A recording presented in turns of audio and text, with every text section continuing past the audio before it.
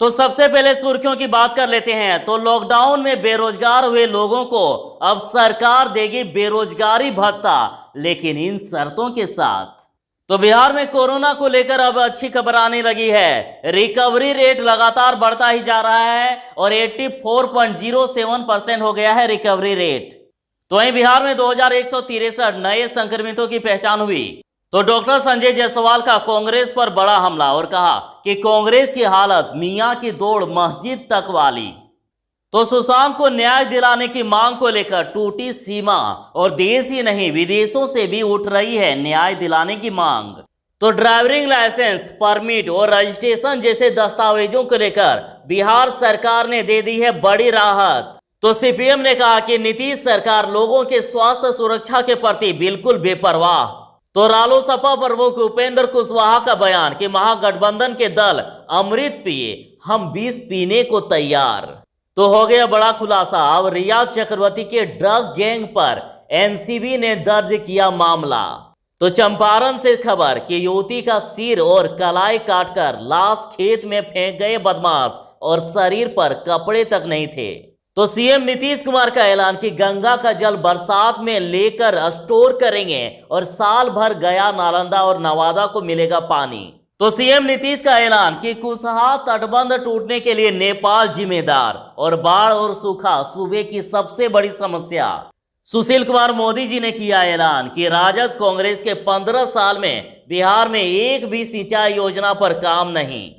तो बिहार के 14 जिलों में बारिश का अलर्ट जारी कर दिया है और बताऊंगा कि कहां कहां पर बिजली गिरने का खतरा। तो सुशील कुमार मोदी जी का बयान कि लालू की पार्टी राजद और महागठबंधन दोनों में बिखराव की प्रक्रिया अहंकार की वजह से हुई।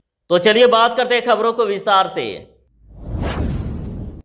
तो बिहार में रिकवरी रेट लगातार बढ़ता ही जा रहा है। 84.07% हो गया है रिकवरी रेट और 2163 नए मामले भी सामने आ गए। तो बीते दिन बिहार में 1,02,590 सैंपल की हुई जांच और जिनमें से 2163 नए मामले सामने आ गए और उसके साथ ही 2234 मरीज ठीक भी हो गए। मतलब जितने नए आए उससे ज्यादा मरीज ठीक हुए हैं और इस तरह से रिकवरी रेट 83.74% से बढ़कर 84.07% हो गया है। और पिछले दिन बिहार में 9 लोगों की कोरोना के कारण मौत हो गई और टोटल बिहार में मरने वालों की संख्या 653 हो गई है जिन्होंने कोरोना से जान गंवाई है। और बिहार में टोटल संक्रमितों का आंकड़ा 1,26,990 हो गई है और जिनमें से 1,06,765 मरीज स्वस्थ हो गए हैं, स्वस्थ होकर घर चले गए।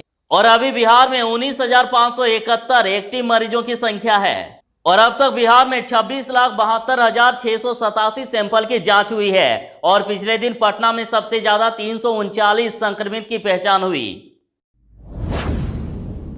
तो प्रवासी मजदूरों के लिए बड़ी खबर कि लॉकडाउन में बेरोजगार हुए लोगों को अब सरकार देगी बेरोजगारी भत्ता, लेकिन इन शर्तों को पूरा करना होगा। तो कोरोना महामारी और लॉकडाउन के बीच कई कंपनियां बंद हो गई है और इसके कारण लाखों कर्मचारियों की नौकरी चली गई और इन कर्मचारियों को केंद्र सरकार ने बड़ी राहत दी है। अगर इस साल मार्च से लेकर दिसंबर के बीच विभिन्न कंपनियों में काम करने वाले जिन लोगों की नौकरी गई है, सरकार उनको बेरोजगारी भत्ता देगी, बशर्ते ऐसी कंपनी कर्मचारी राज्य बीमा निगम के तहत निबंधित हो और अटल बीमित व्यक्ति कल्याण के तहत नौकरी गंवा चुके कर्मचारियों को भत्ता दिया जाएगा और 3 महीने तक मिलेगा 50% औसत वेतन। और देखिए इसका सबसे ज्यादा फायदा दूसरे राज्यों से काम करने वाले 25 लाख से भी अधिक बिहारियों को होगा जो लॉकडाउन के बाद नौकरी गंवाकर बिहार वापस लौटे थे। तो इस योजना का लाभ उठाने के लिए आपको देखिए फॉर्म कहां से मिलेगा। तो आपको फॉर्म इस वेबसाइट पर मिलेगा जो कि है www.esic.nic.in या फिर www.esic.in पर। और यहां पर आपको AB1 से लेकर AB4 तक फॉर्म डाउनलोड कर लेना होगा और इस फॉर्म को डाउनलोड करने के बाद 20 रुपए का नॉन जुडिशियल पेपर पर नोटरी से एफिडेविट करवाना होगा। डॉक्टर संजय जायसवाल का कांग्रेस पर बड़ा हमला और कहा कि कांग्रेस की हालत मियां की दौड़ मस्जिद तक वाली। तो डॉक्टर संजय जायसवाल ने कहा है कि कांग्रेस पार्टी पर मियां की दौड़ मस्जिद तक वाली कहावत बिल्कुल सटीक बैठती है। तो बीजेपी प्रदेश अध्यक्ष ने अपने फेसबुक पर एक पोस्ट डाला है जिसमें उन्होंने लिखा है कि कांग्रेस की अंदरूनी उठापटक वैसे तो उनका आंतरिक मामला है, लेकिन वे स्क्रिप्ट इतनी लचर लिखते हैं कि हंसी ही आती है। आगे उन्होंने कहा कि हमने एक सप्ताह पहले ही कहा था कि कांग्रेस अध्यक्ष पद को लेकर चल रही उठापटक भाई बहन की राजनीति नौटंकी के अलावा कुछ नहीं है और CWC की मैराथन बैठक ने उसे चरितार्थ करके दिखा दिया। आगे उन्होंने कहा कि कांग्रेस की हालत देखकर दया भी आती है कि एक परिवार के भरोसे पड़कर क्या दशा हो गई है। और हमारे इधर एक कहावत है कि अंधा बांटे रेवड़ी और अपनों को दे। तो कांग्रेस पार्टी में अध्यक्षता के नाम पर चल रहे इस नाटक की पटकथा इतनी लचर, अनाकर्षक और प्रत्याशित हो गई है कि उस पर कुछ ना ही कहा जाए तो बेहतर है। तो ड्राइविंग लाइसेंस, परमिट व रजिस्ट्रेशन जैसे दस्तावेजों को लेकर बिहार सरकार ने कर दी बड़ी घोषणा। तो कोरोना वायरस संक्रमण को देखते हुए बिहार सरकार ने ड्राइविंग लाइसेंस, परमिट, रजिस्ट्रेशन जैसी गाड़ियों के दस्तावेज की वैधता 31 दिसंबर तक बढ़ा दी है और जिनका ड्राइविंग लाइसेंस, परमिट आदि जैसे डॉक्यूमेंट 1 फरवरी 2020 को समाप्त हो चुके हैं या दिनांक 31 दिसंबर 2020 तक समाप्त होने वाले हैं एवं इनके वैलिडिटी का विस्तार लॉकडाउन के कारण यदि नहीं किया जा सका तो अब वो 31 दिसंबर 2020 तक वैध माना जाएगा, वैलिड माना जाएगा। परिवहन विभाग बिहार सरकार द्वारा इसके लिए बुधवार को आदेश जारी कर दिया है और सभी जिला परिवहन पदाधिकारी को इसके अनुपालन का निर्देश दे दिया है। इसका मतलब यह हुआ कि जिन लोगों के डॉक्यूमेंट की वैलिडिटी समाप्त हो गई है उनसे अब फाइन नहीं लिया जाएगा। तो बिहार के 14 जिलों में बारिश का अलर्ट। तो चलिए जानते हैं कहां पर बिजली गिरने की संभावना है। तो मौसम विभाग की ओर से बिहार के 14 जिलों में अलर्ट जारी किया गया है और 12 जिलों में वज्रपात की चेतावनी दी गई है। तो पटना के अलावा गया, नालंदा, नवादा, बेगूसराय, सिवान, छपरा, गोपालगंज समेत कुल 14 जिलों में 27 अगस्त तक बारिश का पूर्वानुमान जारी किया गया है और मौसम विभाग की तरफ से 12 जिलों के अंदर वज्रपात की चेतावनी दी गई है। चंपारण, पूर्णिया, मुजफ्फरपुर, सारण जैसे जिलों में कई जगह पर वज्रपात की आशंका है। तो तेजस्वी यादव के सामने रामा सिंह मुर्दाबाद के लगे नारे और कार्यकर्ताओं ने कहा कि यादवों का हत्यारा आरजेडी में नहीं चलेगा। तो रामा सिंह के आरजेडी में एंट्री होने की खबर ने आरजेडी के अंदर घमासान मचाकर रख दिया है और राबड़ी हाउस के बाहर महनार विधानसभा क्षेत्र के आरजेडी कार्यकर्ता पहुंचे और रामा सिंह का विरोध करने लगे। तो देर शाम तेजस्वी यादव राबड़ी हाउस से बाहर निकले और कार्यकर्ताओं से बात की। तो इस दौरान महनार से आए कार्यकर्ताओं ने तेजस्वी यादव के सामने अपनी बात रखी और बाद में तेजस्वी के सामने रामा सिंह मुर्दाबाद के नारे लगाने लगे।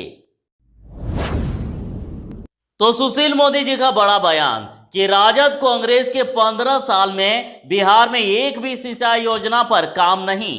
तो सिंचाई व बाढ़ प्रक्षेत्र की योजनाओं के उद्घाटन, लोकार्पण व शिलान्यास के लिए वीडियो कॉन्फ्रेंसिंग के जरिए आयोजित समारोह को संबोधित करते हुए उप मुख्यमंत्री सुशील कुमार मोदी जी ने कहा कि राजद कांग्रेस के 15 वर्षों में एक भी सिंचाई योजना शुरू नहीं की गई और आजादी के 25 वर्षों में गंडक, कोसी आदि की जिन योजनाओं का आरंभ किया गया था अगले 40 साल में भी उन्हें पूरा नहीं किया गया और ऐसी आधी अधूरी और वर्षों से लटकी पड़ी अनेक योजनाओं को पूरा करने का काम एनडीए की सरकार कर रही है। उन्होंने बिहार की कोसी मेची नदी योजना को केंद्र से राष्ट्रीय योजना घोषित करने की मांग की। तो सुशांत सिंह राजपूत मौत के मामले में एक और बड़ा खुलासा हो गया। सुशांत की गर्लफ्रेंड व उनकी मौत के मामले में मुख्य आरोपित रिया चक्रवर्ती के ड्रग माफिया से संबंध की जानकारी मिली है और अब इस मामले की जांच के लिए नारकोटिक्स कंट्रोल ब्यूरो यानी एनसीबी ने भी मामला दर्ज कर लिया है। और इस मामले में सुशांत के पिता के वकील विकास सिंह ने कहा है कि सुशांत को प्रतिबंधित दवाई देना सुसाइड के लिए उकसाना और हत्या है। और सुशांत की बहन श्वेता सिंह कीर्ति ने भी ट्वीट करके इस पर सीबीआई से तुरंत एक्शन की मांग की है। और बिहार के जेडीयू के नेता संजय सिंह ने रिया पर तंज कसते हुए कहा है कि बकरे की अम्मा कब तक खैर मनाएगी। हालांकि रिया के वकील ने कहा है कि रिया ने कभी नशा नहीं किया। तो सुशील मोदी जी का ऐलान कि लालू की पार्टी राजद और महागठबंधन दोनों में बिखराव की प्रक्रिया अहंकार की वजह से हुई तेज। तो उन्होंने कहा कि राजद के विधान परिषद सदस्य, विधायक, पदाधिकारी यदि एक साथ बड़ी संख्या में पार्टी छोड़कर जा चुके हैं और राष्ट्रीय उपाध्यक्ष अपना इस्तीफा वापस लेने को तैयार नहीं है तो ये पार्टी के दुर्दीन का संकेत है। जो लोग 15 साल राज करने के नशे की खुमारी से अब तक नहीं उभरे, वे छोड़ जाने वाले अपने साथियों का अपमान भी कर रहे हैं। लालू प्रसाद की पार्टी और महागठबंधन दोनों में बिखराव की प्रक्रिया तेज हुई है तो उसकी वजह केवल राजद का अहंकार है।